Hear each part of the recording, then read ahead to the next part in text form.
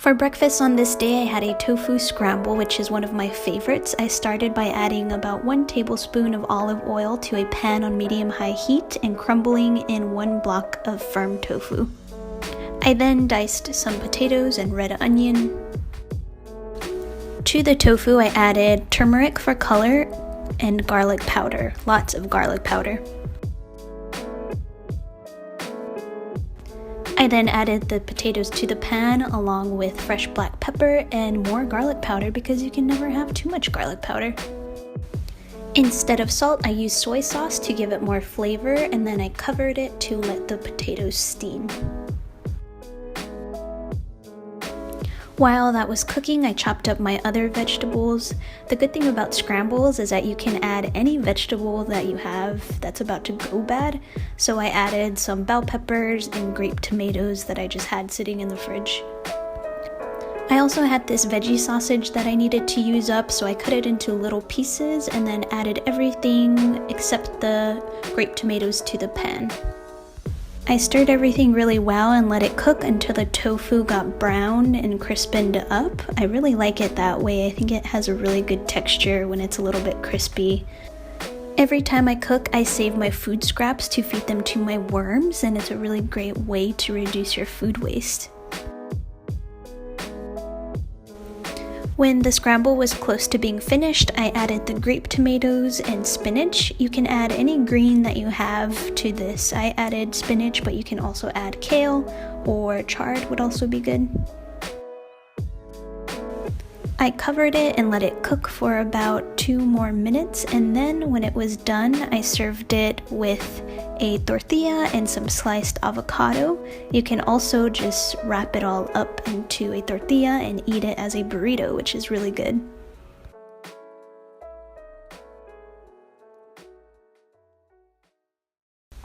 So that's what I had for breakfast, and I really like this because it keeps me full for a long time, and you can really put anything you want into it, which is great.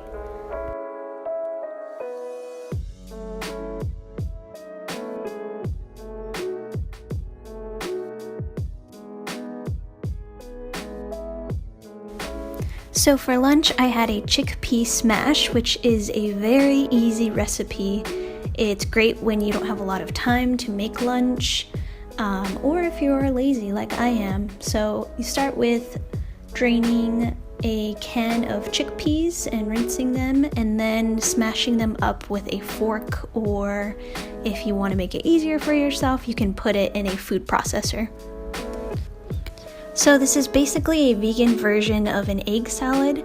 So you add anything you would add to an egg salad. So I chopped up some celery and some bell peppers and some green onion.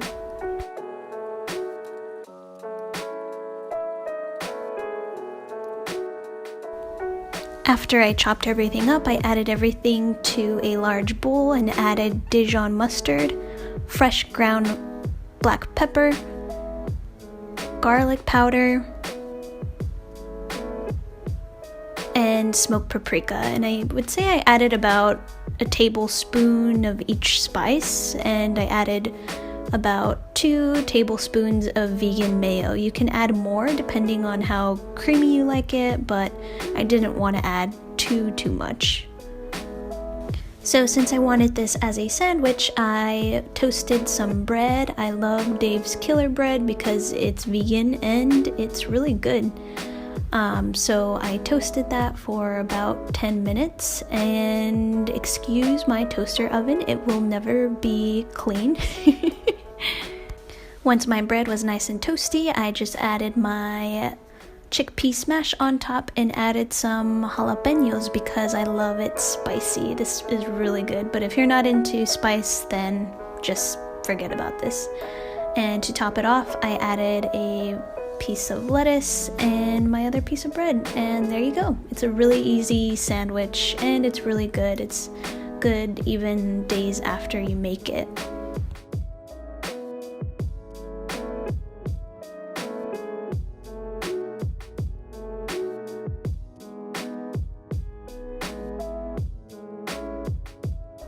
So since it's been cold here in Wilmington, I really wanted a soup for dinner, so I made my really easy ramen-like soup, and a couple of you have asked for the recipe, so here it is, and it's really easy and simple. So I start off with sesame oil, about a tablespoon of sesame oil to a pan on medium-high heat. I chop up some onion and some garlic. I chopped up about 3 carrots and added the onion, garlic, ginger, and carrots to the pan so they can begin cooking. While that was cooking, I chopped up the rest of my ingredients for my ramen. So I chopped up some mushrooms because I love mushrooms, and broccoli. Of course, you have to have broccoli in ramen, and some kale, but you can add any green that you like. Just make sure if it is a tougher green like kale that it cooks longer, and if it's something like spinach, then it'll take less time to cook. Once the onions were translucent and started to brown, I added about 4 cups of water and veggie bouillon. I added about 2 tablespoons of veggie bouillon, but add it to taste. And I added hoisin sauce and liquid aminos or soy sauce. To give it some spice, I also added about a tablespoon of chili garlic paste.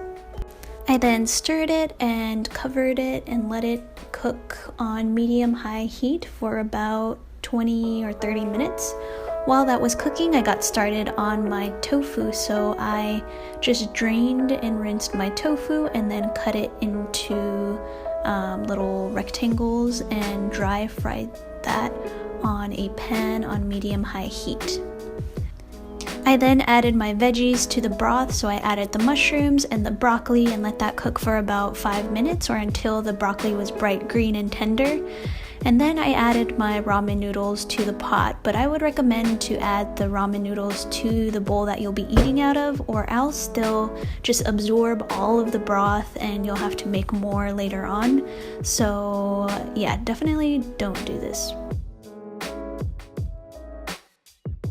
Since I didn't want to overcook my kale, I added that at the very last minute, so I let that cook for about 5 minutes until it was bright green and soft, and then this was ready to serve.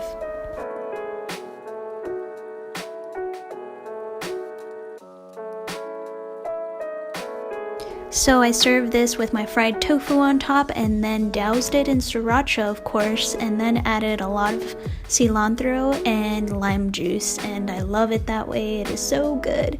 So this ramen recipe is really easy. I really hope you try it, and yeah, I'll talk to y'all in my next video.